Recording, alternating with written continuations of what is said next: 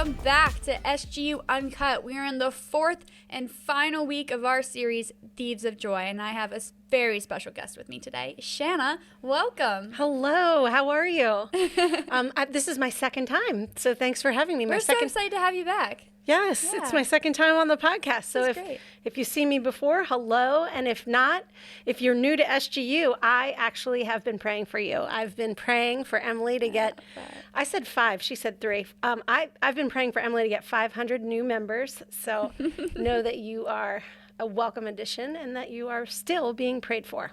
Oh, I love that. That warms my heart. That brings me joy. Your success makes me happy. You're so great. It's true.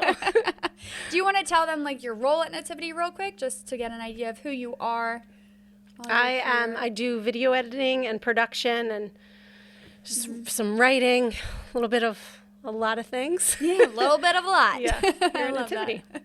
Well, like I said, this is the 4th week of this series, so we've talked about all these different thieves of joy, things that steal it. So we need some more positive vibes around here. So let's talk about something positive.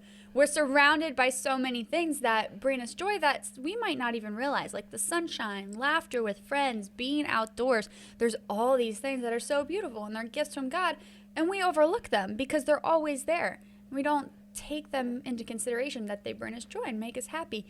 What's something that brings you joy on a regular basis? When you say sunshine, I miss the sunshine. That brings me joy. So yeah, I guess the winter makes you grateful for that. Mm-hmm. But I think the biggest thing that brings me joy, and I always talk about this with people, is relationships, especially relationships that come from hobbies. I'm a big advocate of hobbies, as you know. Yeah. Emily and I share a hobby. We both play guitar and we write songs together, and we do we play at open mic night.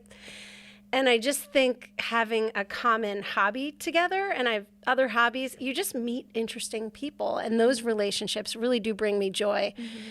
Instead of just meeting other women my age, or it just makes for more interesting relationships, I feel like.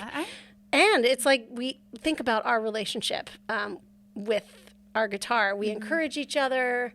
We inspire each other. We push each other to get better and to go play different places. It's like all positive things coming out of it. Yeah, and I think a lot of joyful things all stem from relationships and growing together, like you said, how we do. So I think that's a beautiful thing. And we crave joy because of what it does for our hearts. It fills us up with love and peace. We feel passion and excitement when we experience joy. What does it feel like for you when you're experiencing joy?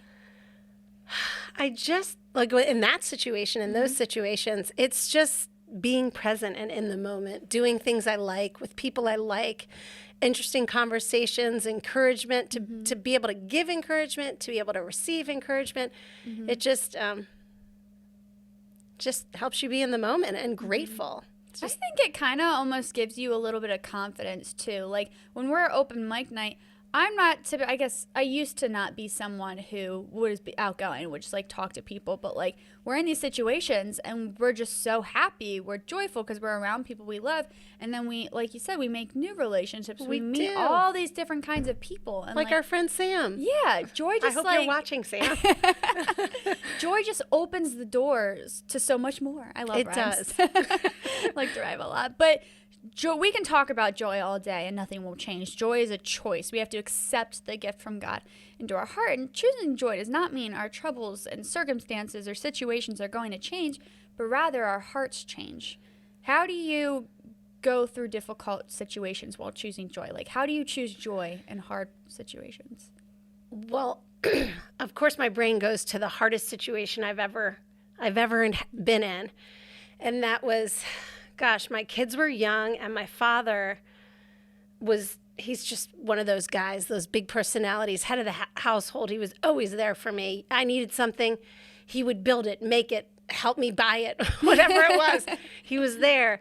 And then he had a stroke, and all of a sudden our relationship changed, like immediately overnight.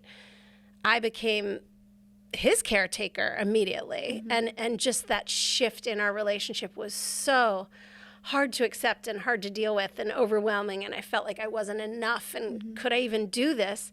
And my small group, actually, it was like a little thing, and it made such a huge, tremendous difference in my life. They just encouraged me, like, you can do this, for one. And number two, just keep looking for joy. Because at the time I was like going back and forth to the hospital and it was just overwhelming. I had these young kids at home. It was a lot. It felt heavy.